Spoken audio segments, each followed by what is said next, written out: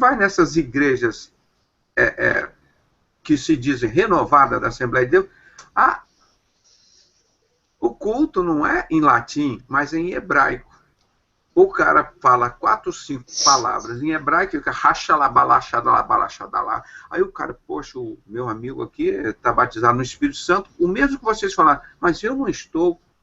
Se eu sou sincero, eu faço o que vocês fizeram, como eu também fiz.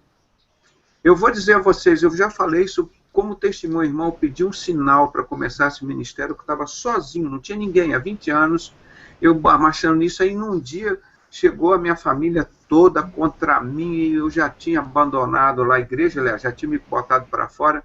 Eu falei assim, eu quero um sinal.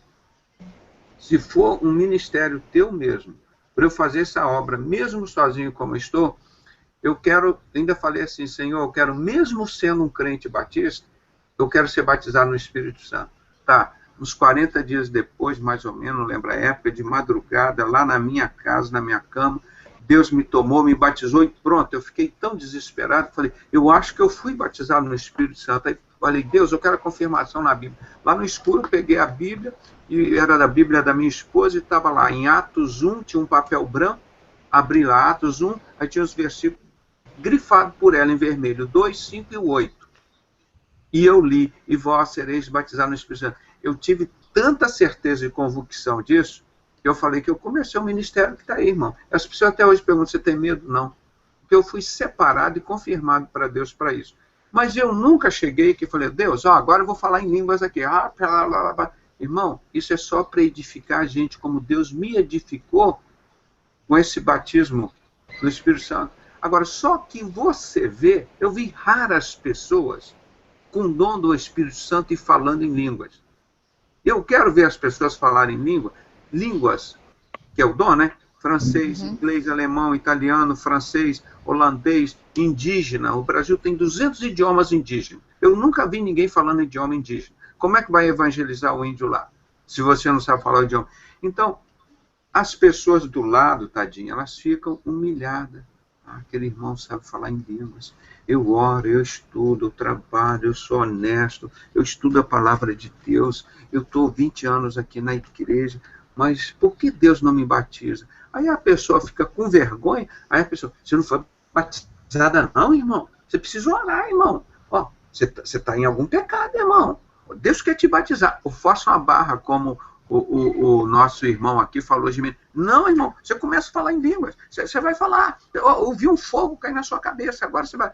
Uma forçação de barra. Aí o cara fica com vergonha, aí o cara começa a decorar as 4, 5 frases que vê o pastor falar lá, aí ele começa a mentir para ele, mente para o pastor, mente para a pessoa que está errada, e o pior de que tudo isso, mente para Deus. E assim cria-se um paganismo de se falar hebraico na igreja hoje. Então as missas em latim, o paganismo hoje, os cultos em hebraico. Que você não entende nada, uma balbúrdia, e não tem ninguém para interpretar. Irmão, eu falei isso dentro da Assembleia de Deus, e tenho falado. Pessoal, isso é blasfêmia contra o Espírito Santo. Vocês estão blasfemando contra o Espírito Santo. Então você não tem essa obrigação de ser salvo, tem que falar em línguas. Irmão Pedrosa, e ao invés de a gente ficar constrangido com o amor de Deus, a gente acaba ficando constrangido com os irmãos. Constrangido e ficar com raiva de Deus. Deus, se não... Porque fulano, meu vizinho do lado, fala rachalabá, xalabadá, xalabadá, e eu não falo, Deus. Por quê? Porque você é sincero. O outro é um mentiroso. Está fingindo que está falando. Irmão, isso tem que mudar. É uma vergonha. É uma vergonha quando nós falávamos do paganismo, da igreja católica, as missas em latim, e o povo ia para lá e não entendia nada.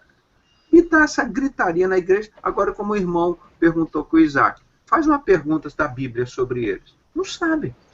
É só aquela gritaria, pular, rodar, girar, iguais os cultos de candomblé. Aí você vê que aquilo não é... Aí tenta falar alguma coisa no teu ouvido que você não entende nada, porque está todo mundo gritando ao mesmo tempo. Isso é o paganismo, gente. Isso é o paganismo. Vão entrando essas coisas e as pessoas vão aceitando e não aparecem os crentes sinceros para se manifestar. Eu creio no batismo do Espírito Santo. Seu irmão foi batizado? Óbvio. Isso é para edificar a sua vida. Como o pastor fez, eu também fiz. Mas tem que ter alguém para interpretar. Isso não é para sua vaidade. Para você, olha, eu falo Quantos vão chegar lá diante de Deus? Ó Deus, eu falei em línguas, eu curei enfermo, eu expulsei demônio, não sei o quê. Apartai-vos de mim, não vos conheço. O Satanás, o ex-bruxo tio Chico, falando quando ele estava lá diante daquele bode, ele se manifestou várias vezes, ele fala em línguas. Só que não é a língua de Deus, gente. É para enganar, é um enganador. Satanás imita tudo que Deus faz. E o que essas pessoas estão fazendo, nada mais é do que Satanás faz. Ele finge que está falando a língua de Deus. Isso é um negócio muito sério, que a pessoa está mentindo para Deus, mentindo para ela, e para as pessoas que estão do lado, e as pessoas ficam com vergonha, intimidadas, tadinhas. Aí, mas irmã, você não fala em línguas? A irmã começa a rodar lá, e começa a falar, pronto, a irmã foi batizada. Aí a irmã, olha, eu vou te entregar uma profecia, Deus falou que você vai ficar muito próximo, que você vai fazer uma viagem muito longa, aí começa aquele negócio. Então isso que nós estamos falando aqui hoje é o paganismo. Isso tem que sair da Bíblia. O Espírito Santo, se você tiver, e Deus te entregou esse dom de línguas, é seu, é para te edificar, não é para você humilhar as outras pessoas, não. Tá? Então é isso que tem que fazer. Então, o que tem nessas igrejas aí, irmão, é paganismo, é mentira. Você olha assim naquela igreja de 500 pessoas, se estão falando ali em línguas, vamos chutar assim, que seja uma ou duas. 499 estão ali mentindo, gente. Estão mentindo. Isso tem que parar, isso é uma vergonha, gente. Isso que a maçonaria quer fazer dentro das igrejas. Isso que a maçonaria quer fazer dentro da igreja. Agora, chega o oposto da Igreja Batista, dizer que não acredita no dom de língua. Meu irmão, está na palavra.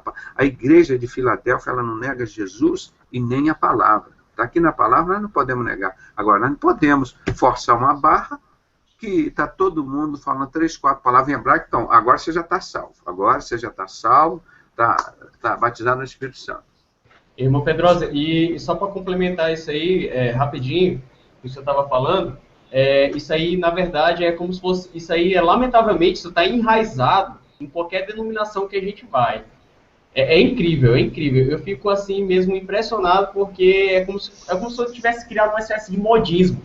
Porque se você não faz esse tipo de liturgia, vamos dizer assim, como o meu irmão Isaac estava falando, o culto se torna monótono, você se torna uma pessoa repetitiva, a voz fica chata ao pregar a palavra de Deus sem falar essas línguas, ou sem berrar, ou cair do púlpito até lá embaixo e sair piando pelo corredor todo, né? Enfim, fica aquela coisa monótona. Fica um modismo, na verdade. Né? É lamentável isso, mas a gente vê isso em muitas denominações, isso aí. Porque eu já fui mesmo em várias e a gente vê. Deixa eu fazer um comentário rápido. Ainda falando daquela questão da religião ser comparada a uma droga, né? Vocês sabem, né, que a droga, para ela ser mais forte, eu tenho que pegar do resíduo da droga anterior, misturar com mais lixo para fazer uma droga mais forte. E os anos passam, eu tiro do resíduo dessa que foi criado, misturo com mais lixo e crio uma mais forte. Eu vou tirando do resíduo dessa próxima, então é uma reação em cadeia, né? Se você for pegar aquele slide que eu passei lá no início, que você vem do Império Católico Apostólico Romano, aí você abre um leque de igrejas protestantes, depois dessas você abre um outro leque, é o mesmo conceito.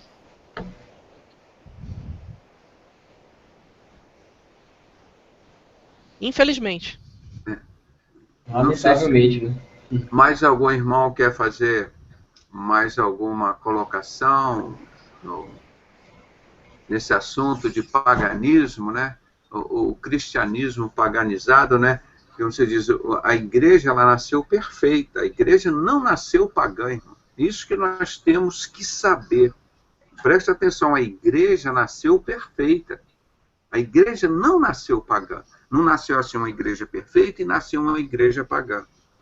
A igreja nasceu perfeita e depois ela foi se paganizando, principalmente no ano 316, depois de Constantino. Ele quis fazer uma parte política, que negócio. Vamos fazer aqui um negócio que politicamente é correto, é agradar a todos, e espiritualmente é errado, mas nós vamos botar um pouquinho de cada coisa aqui na Bíblia que agrada a cada um. Aí pronto, paganizou. Se você não tiver o seu objetivo de agradar a Deus, se quiser agradar aqui o fulano, o batista, o presbiteriano, o metodista, vão fazer o ecumenismo, é o que a Igreja Católica faz, aí pronto, ela vai adaptando, ela já é especialista nisso. Irmãos, por que em Apocalipse, só uma observação aqui para os irmãos, que é importante os irmãos lembrarem. Quantas vezes você viu a palavra Roma em Apocalipse? Nenhuma. Nenhuma. E você vê que toda a igreja, ele falando sobre códigos ali, porque se ele declarasse ali, João, mostrasse para aquele povo, naquela época, que a igreja paganizada era aquela igreja de Roma, eles matariam muito mais os cristãos. Então eles não entenderam isso. Mas você vê hoje que é exatamente Apocalipse 17 e 18. Está falando da igreja de Roma, da continuação dos pés de barro e ferro. Quem eram os pés de ferro? O Império Romano. Qual era a igreja?